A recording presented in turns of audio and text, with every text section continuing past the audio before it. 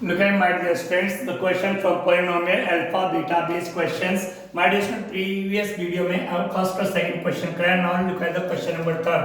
So simple, आराम से पढ़िए और आराम से करिएगा. If sum of zeros, क्या कह रहे हैं? Sum of zeros यानी alpha plus beta, sum of zeros alpha plus beta of this polynomial is equal to, sum of zeros is equal to, आराम से पढ़िए, sum of zeros पॉलिनोमियल तो given है, sum of zeros is equal to, किसके equal है? Twice of their product, product यानी alpha into beta multiply by 2, twice मतलब multiply by 2. तो इफ सम ऑफ जीरोस, ये रहा पॉलिनोमियल, और sum of zeros alpha plus beta is equal to, हमने equal to का सिंबल लगाया, twice of their product, product यानी alpha into beta multiply by 2. Alpha plus beta क्या होता है? माइनस बी अपॉन ए, ठीक है, इक्वल अल्फा इंटू बीटा क्या होता है? C upon a multiply by 2, twice multiply by 2. अब आप वैल्यू पुट कीजिए, ये आपके पास पॉलिनोमियल है, माइनस बी की वैल्यू, y का कोएफिशिएंट मान लीजिए दिस इज b, तो यहाँ पे x की जगह y वेरिएबल है, तो y का कोएफिशिएंट b, टू a क्या है? y स्क्वायर का कोएफिशिएंट दिस इज a की वैल्यू होगी k इक्वल c तो my dear student this one is c, y square का कोएफिशिएंट a, y का कोएफिशिएंट b, और जो रिमेनिंग होता है वो कांस्टेंट वैल्यू, तो माइनस 3k और मल्टीप्लाई बाय 2, a की वैल्यू कितनी है? k. तो ये आपके सामने आया माय डियर स्टूडेंट, कैट हमने वैल्यू पुट कर दी, k से k यहाँ पर हमने कैंसिल कर दिया, तो इक्वेट है -2 अपॉन k इक्वल -6, ठीक है, माइनस से माइनस भी कैंसिल हो गया, कर दिया क्रॉस मल्टीप्लाई, तो 6 into k 6k equal to, k equal 6 upon में चला जाएगा 2 अपॉन 6, तो लीजिए माय डियर स्टूडेंट्स k की वैल्यू आ गई 1 अपॉन 3, k की वैल्यू 1 अपॉन 3. सो इजिली आपने इस क्वेश्चन को कर दिया. Now my dear students question number 4, इसी का क्वेश्चन नंबर 4 है, ये काफी इंपॉर्टेंट क्वेश्चन है माय डियर स्टूडेंट्स, फोर्थ वाला, इसको अच्छे से समझिएगा. If alpha and beta zeros of this polynomial, find, क्या कह रहे हो? फाइंड क्वाड्रेटिक पॉलिनोमियल, हमने क्वाड्रेटिक पॉलिनोमियल निकालना है, whose zeros are this. तो माय डियर स्टूडेंट जीरोस क्या है? जीरोस है 2 अल्फा एंड 2 बीटा, ये तो जीरोस है, ठीक माय डियर स्टूडेंट्स.